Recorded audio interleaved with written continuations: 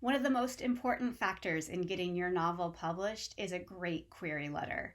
In this video, we'll talk about the three components of a winning query letter and how to make sure your project gets the attention it deserves.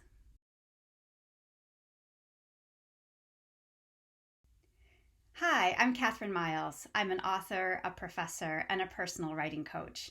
And today I want to talk to you about how to make sure your query letter gets your project in front of the right agent or editor.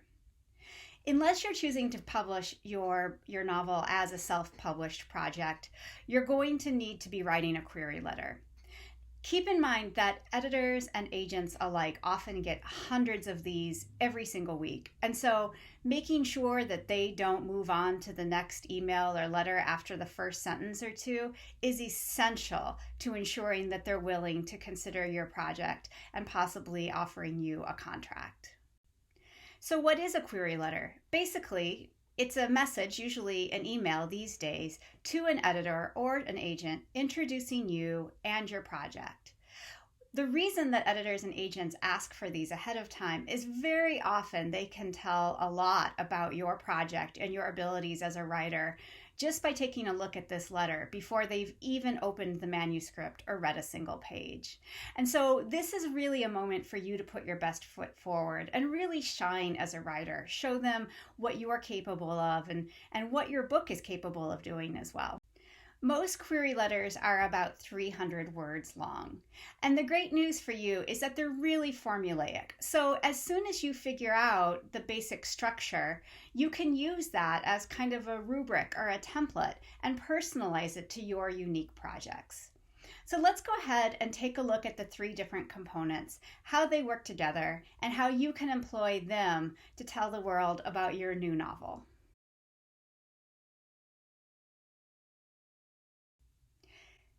The first paragraph in a good query letter is what we call the hook. And this hook is literally intended to get the attention of an agent or editor and to get them immediately invested in your project.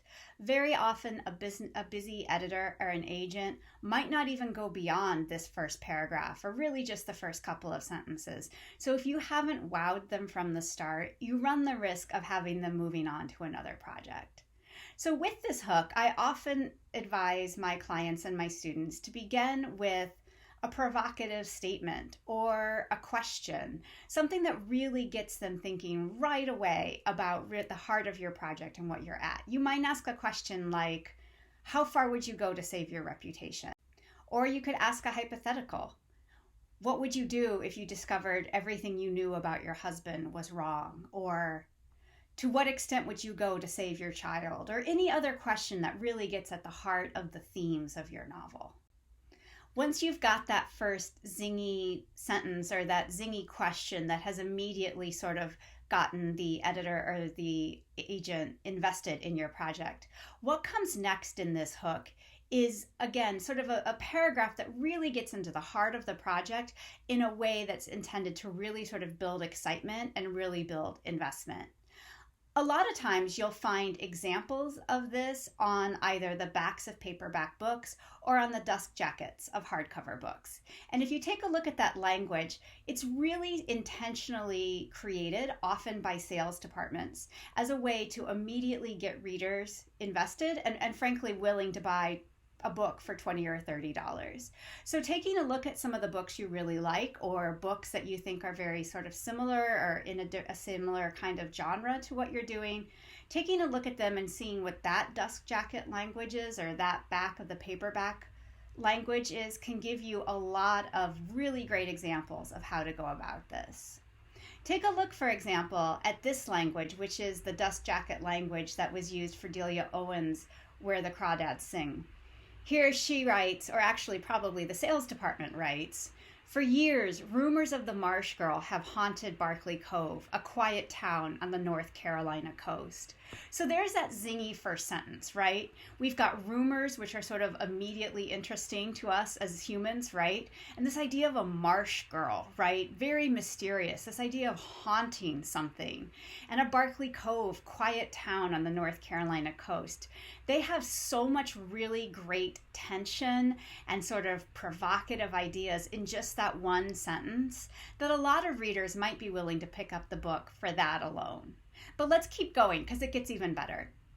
It says then, so in late 1969, when handsome Chase Andrews is found dead, the locals immediately suspect Kaya Clark, the so-called Marsh Girl.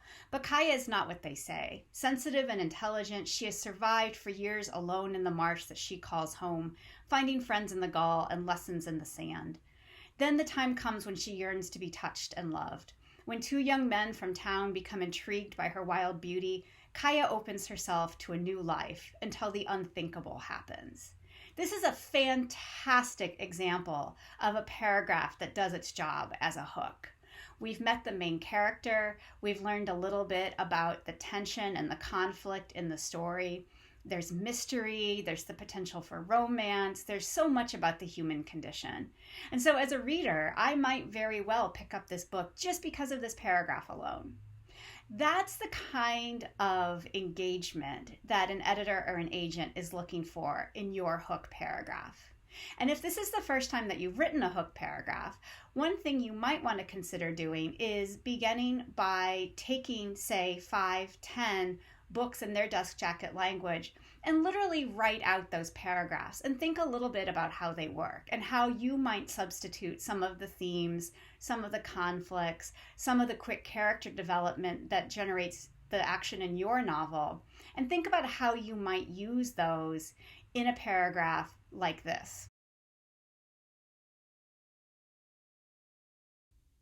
The second paragraph is really the nuts and bolts of the letter, and it really shows an editor and an agent the sort of structural integrity of your project, your understanding of how fiction works, and where this book or this project might be located within the larger scheme of publishing and fiction publishing in particular.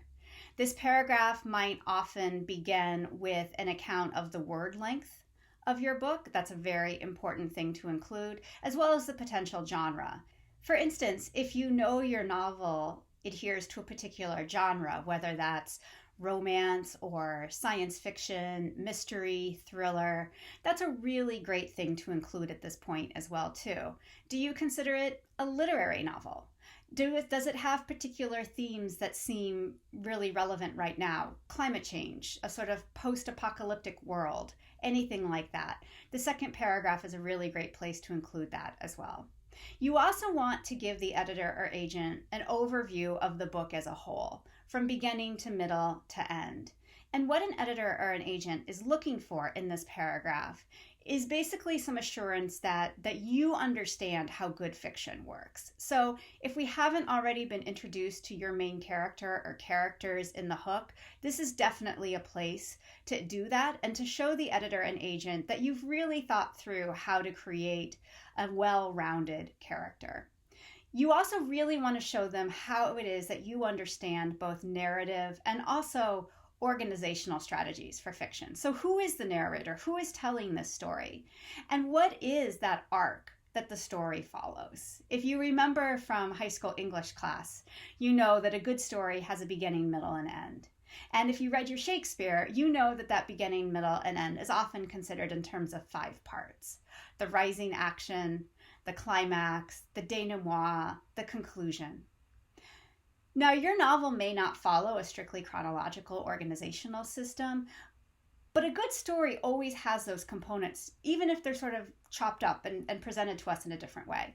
So again, what that editor and what that agent is looking for in the second paragraph is you understand that that's how it works, and your novel sort of provides those key components to the reader.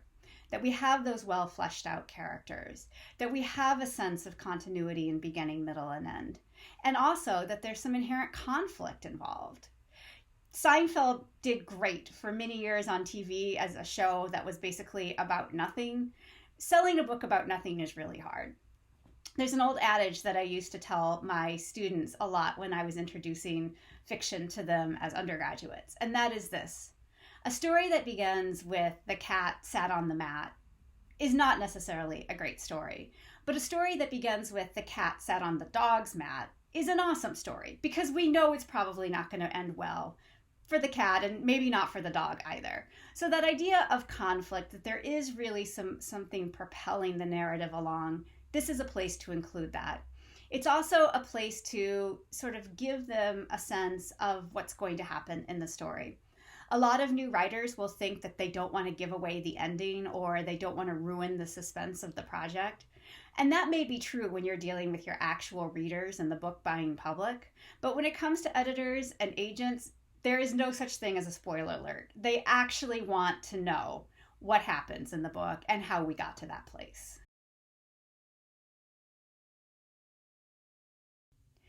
The final paragraph of a good query letter is all about you. If there is something particular about you and your experience that has made you uniquely qualified to tell this particular story, this is absolutely the place to include it. If, for instance, you're writing a novel about raising a transgender child and your child happens to be transgender, you definitely want to include this in your paragraph. If you've written a book about migration of birds and you are trained as an ornithologist, you want to include that as well here too.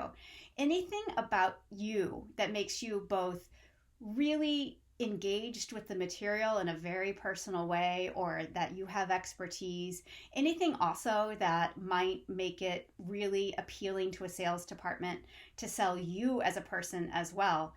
Say, for instance, you're writing a novel about a young woman who was in a car accident and lost both of her legs, and you had a similar experience.